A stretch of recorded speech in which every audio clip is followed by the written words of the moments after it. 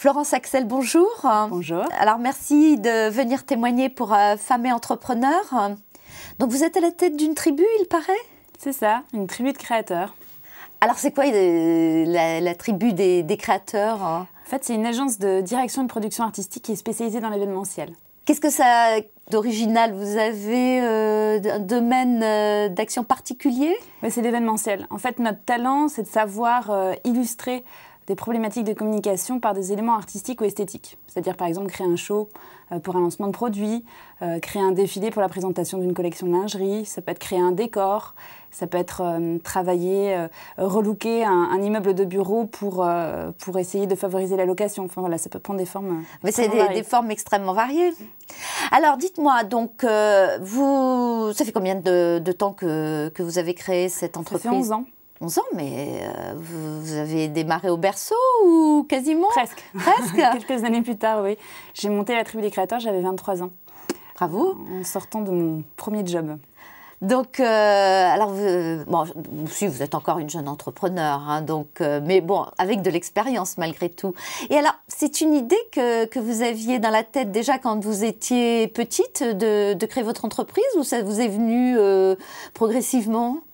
Non, en fait, je pense que c'est dans les gènes. C'est un petit peu quand même une question de caractère. J'étais plutôt leader. C'était plutôt moi qui organisais les jeux et qui était la maîtresse quand on jouait à la maîtresse, on va dire. Mais c'était pas une vocation en soi. En fait, à la base, j'ai surtout monté une entreprise pour faire le métier dont je rêvais, en fait. C'était plutôt un moyen qu'une fin en soi, à la base, de monter une entreprise.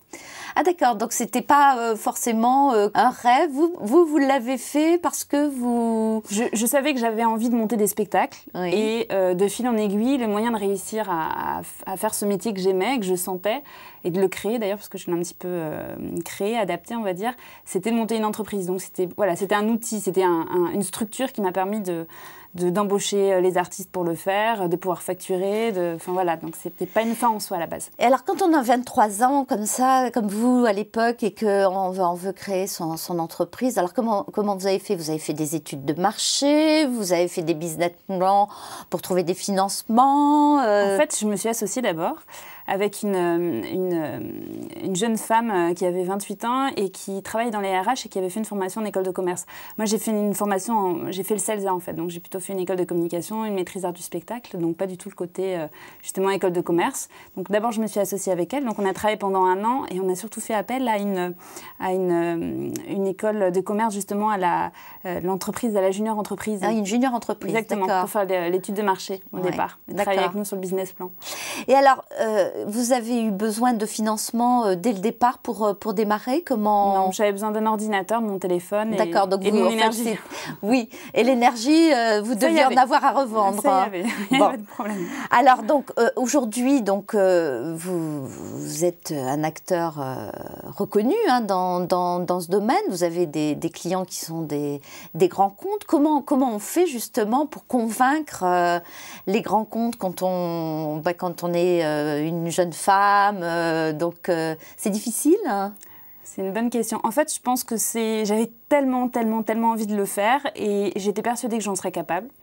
Et donc, je pense que c'était ma force de conviction au départ qui a fait que certaines sociétés ont joué le jeu. Et puis après, c'est la boule de neige qui grossit et le réseau qui se développe. Mais je pense que c'est un peu de culot au départ, beaucoup de conviction et le fait que j'arrive à transmettre ça.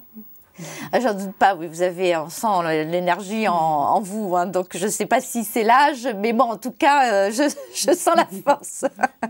En tout cas, bon, écoutez, moi, je dois dire que je suis admirative. Donc, vous avez plusieurs cordes à votre arc, donc ça ne doit pas être facile par rapport à la gestion des équipes. Vous travaillez avec des intermittents du spectacle. Comment vous ajustez justement les compétences en fonction des différents spectacles que vous organisez? Parce que c'est l'événementiel, ça change souvent finalement. En fait, j'ai une équipe fixe à mon bureau qui est composée de trois jeunes femmes qui étaient avant des stagiaires et que j'ai ensuite embauchés, qui sont mes 3 perles. Et puis après, j'ai tout un réseau d'artistes, plus de 800 artistes avec lesquels je travaille, qui sont pour la majorité des intermittents du spectacle et qu'on embauche. On embauche en moyenne entre 20 et 50 intermittents du spectacle par mois.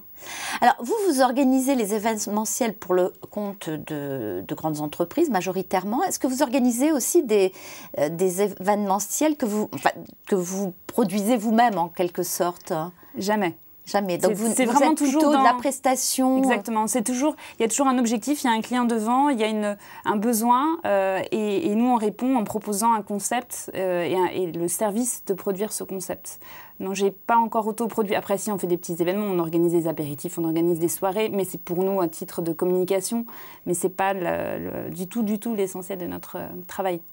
Qu'est-ce qui a été le plus difficile pour vous, justement, dans la gestion de l'entreprise? Vous êtes toujours associé, donc... J'ai racheté... donc aujourd'hui, vous avez... J'ai 98% des parts de la société. Et donc, qu'est-ce qui est le plus difficile pour vous dans la gestion de votre entreprise? Alors au bout de 10 ans, c'était peut-être de garder la flamme encore au bout de 10 ans. Je crois que c'était un petit peu ma problématique. Je sentais que j'étais un petit peu arrivée au bout de l'état de l'entreprise, de la situation à laquelle je pouvais emmener mon entreprise en fait. J'étais un petit peu à une limite. Vous pensiez que vous aviez atteint des limites? Ouais. À cause de mes compétences, à cause du fait qu'on est très solitaire quand on est en entreprise et que, dans son entreprise et que voilà, j'avais un petit peu atteint mes limites. C'est pour ça que j'ai fait... appel à l'association WBMI et que je bénéficie de ce programme de mentoring. Et ça me permet vraiment là de passer à une deuxième étape. Donc, ce que vous dites, c'est que il faut savoir prendre conscience parfois que, ça a bien marché, mais qu'on arrive peut-être à une perte de motivation. On peut avoir en tant qu'entrepreneur des périodes un peu des coups de pompe, on peut utiliser cette expression. Et vous avez ressenti le besoin de trouver des personnes qui comprennent ça et qui vous aident justement à repartir et à retrouver l'énergie et la motivation. D'autant plus que c'est pas évident de dire... j'ai pas très envie là d'aller au travail. Enfin, j'avais pas l'habitude de ça. Moi, pendant 10 ans, j'ai travaillé. Enfin, d'ailleurs, je ne travaillais pas. Je faisais ce qui m'éclatait. J'étais pas du tout dans une dynamique de travail. Donc là, d'un coup, je me disais, j'ai pas très envie d'y aller ce matin. Oui. Et voilà. Et est-ce que justement, c'est pas le fait que par la répartition des tâches qu'il y avait, enfin, peu importe, mais peut-être que vous avez eu à faire des choses qui vous plaisaient moins aussi et que, c'est pas. Je crois plutôt que j'étais arrivée à une phase où j'avais besoin de devenir entrepreneur justement et pas juste une grande spécialiste de mon métier. C'est-à-dire que j'ai pris 10 ans pour apprendre mon métier parce qu'en fait il n'existait pas et voilà, je l'ai appris en le faisant. Donc ça c'était la première étape. Et là la limite c'était devenir entrepreneur, c'est-à-dire rationaliser plus les choses aussi, utiliser son bon sens, mais plus de stratégie, plus de réflexion. Et c'est pour ça que discuter avec les autres, se remettre en cause, c'était le moyen d'enrichir tout ça et de m'éclater d'une autre façon. Moins m'éclater dans mon travail, mais plus m'éclater dans le fait de gérer la société. Et alors justement, vous arrivez mieux parce que je n'ai pas l'impression que vous soyez tellement démotivé aujourd'hui. Donc vous avez réussi à retrouver justement cette motivation. C'est extrêmement... je vous remercie d'avouer, enfin entre guillemets ça, parce que souvent on a l'impression que ça baigne tout le temps, mais c'est pas vrai. Il y a dans une vie d'entrepreneur, il y a des moments difficiles et je trouve bien que vous en parliez parce que ce que vous dites, je pense que beaucoup peuvent le vivre et vous avez, le courage de le reconnaître, tout ce qu'il faut, c'est que ça soit toujours constructif, en fait. Voilà, je pense. donc... je pense que le pire, c'est d'accepter une situation qui n'est pas agréable quand on la vit. Voilà. Et moi, j'ai toujours détesté. Je suis là où je suis heureuse d'être. J'étais à un moment où j'étais un peu moins heureuse dans la situation, donc il fallait que je réagisse. Donc j'ai trouvé ma manière à moi. Et maintenant, ça me permet de nouveau de retrouver du kiff, du plaisir et de vibrer de nouveau, mais d'autres manières, sur d'autres sujets, en fait. Donc ça, c'est important, parce qu'un bon dirigeant d'entreprise, il faut qu'il ait la niaque. Même surtout vis-à-vis de son équipe. C'est pas possible d'être moyennement motivé. La démotivation vient de la tête du chef. Complètement.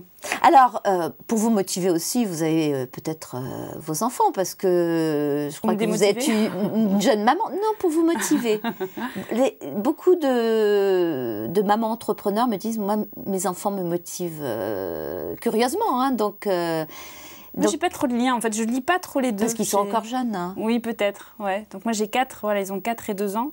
Un petit garçon, une petite fille. Et Alors, je suppose que vous avez pris un bon congé maternité. Un quoi?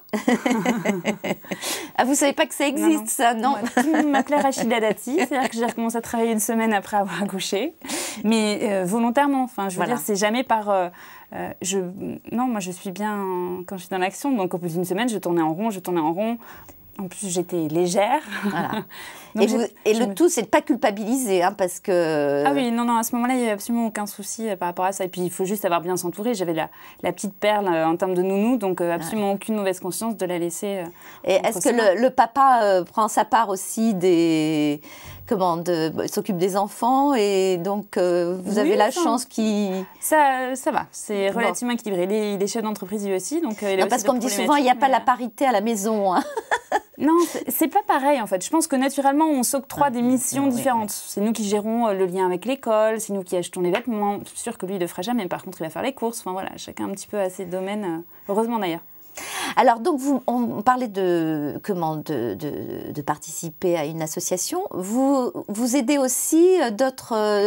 parce qu'on vous aide, mais est-ce que vous aussi, vous aidez d'autres entrepreneurs? En fait, naturellement, il y a souvent des femmes qui ont des projets qui viennent me voir en me demandant si on peut discuter, etc. Et moi, j'ai beaucoup de plaisir à les rencontrer, à en discuter avec elles et à essayer de les aider, de les soutenir. Oui, complètement. Dès que je peux le faire, je le fais. Et d'ailleurs, je suis sur un nouveau projet d'entreprise qui tourne un petit peu autour de tout ça. Donc vous êtes la sérielle entrepreneur qui se révèle. Donc ça fait partie justement de vos nouvelles motivations. Exactement. Voilà. Puis après, à un certain moment, il faut structurer aussi l'entreprise pour continuer à faire ce qu'on a envie de faire, hein, parce que le plaisir, comme vous dites, d'aller... c'est l'essentiel. C'est l'essentiel. La base. Alors, donc vous qui avez à la fois une certaine expérience et qui êtes encore une jeune entrepreneur, hein, qu'est-ce que vous direz, en fait, quelles sont vos suggestions pour améliorer l'entrepreneuriat des femmes? Ce que je pense, c'est que les femmes sont tout à fait capables, autant que les hommes. Et je pense que les combats à mener sont vraiment des combats à mener plutôt avec nous-mêmes qu'avec d'autres personnes ou contre les hommes, etc. Donc ce que je pense, c'est le fait aussi de partager entre femmes, c'est de pouvoir discuter, c'est des supports comme votre site internet qui peuvent être des moyens justement d'aider à ça et de se dire que c'est possible, que c'est jouable, et puis de se donner aussi des astuces, parce que on a besoin de tout ça pour pouvoir jongler entre toutes nos vies. Donc voilà, je pense que c'est ça l'essentiel, la communication. De quoi vous rêvez alors, en tant qu'entrepreneur, j'entends? Pour mon entreprise, de quoi je rêve? De mon nouveau projet en ce moment, qui, j'espère, est pour l'instant assez top secret, et qui est en fait un réseau social féminin. Et donc voilà, l'idée c'est... J'ai posé la barre très très haut. Mon ambition est assez haute. Je me suis associée avec un consultant en e-business. Donc voilà, je découvre un nouvel univers. J'ajoute ma touche de marketing et on va voir ce que ça va donner. Ça, c'est mon bébé du moment. Bon, écoutez, je souhaite, les besoins sont énormes, hein, je vous le confirme. Hein. Donc, je souhaite que ça marche. Est-ce que vous avez un dernier mot pour toutes ces femmes et ces hommes, hein, puisque, comme vous le disiez... On n'est pas contre les hommes. Non. On a besoin nos meilleurs supporters. Voilà, absolument, je confirme. Et donc, est-ce que vous avez quelque chose à ajouter pour le mot de la fin? Eh bien, il faut rêver. Voilà, rêvons. Rêvons. On en a bien besoin en ce moment. Exactement. Bien, je vous remercie beaucoup et puis je vous souhaite bonne réussite dans vos 2 entreprises et puis les suivantes aussi. Merci beaucoup. Au revoir Florence. Au revoir.